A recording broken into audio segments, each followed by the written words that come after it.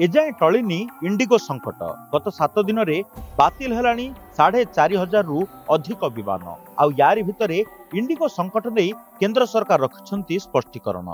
लोकसभा बेसामरिक विमान चलाचल मंत्री राममोहन नायडू कहिछंती इंडिगोर जवाबदारी स्थिर करा जिवो, यात्री सुरक्षा पई नियम अणाजिवो, यात्री तुरंत भड़ा फेरस्त पई कहा जायछि।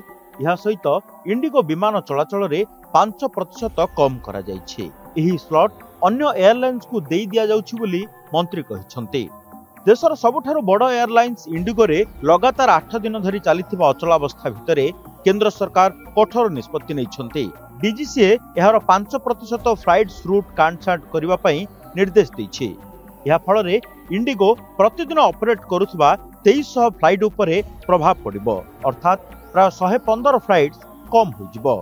इंडिगो अचलावस्था नहीं 10टी बड़ एयरपोर्ट रे वरिष्ठ आईएएस ऑफिसर माननकु मुतयन करा जायछि। यात्री को केउ असुविधार सामना करबा को पड़ुछि से नहीं एमान अनुध्यान करिवे। डेप्यूटी सेक्रेटरी, निर्देशक एवं जुग्म सचिव स्तर ऑफिसर माननकु मिलिछि तदारक दायित्व।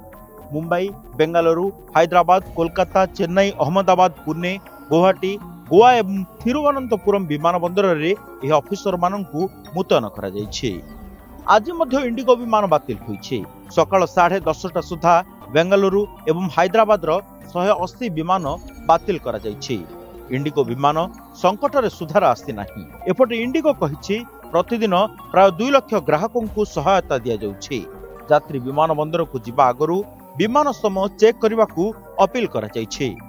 कस्टमर केयर जरिया रे रिफंड सपोर्ट नहीं संपर्क करबा को कहिछि इंडिगो। एबे सुधा 827 कोटी टंकार रिफंड प्रोसेस करा जायथिबा बेले 4,500 बैग फेरस्त करा जायछि। ब्यूरो रिपोर्ट, ओडिशा संवाद।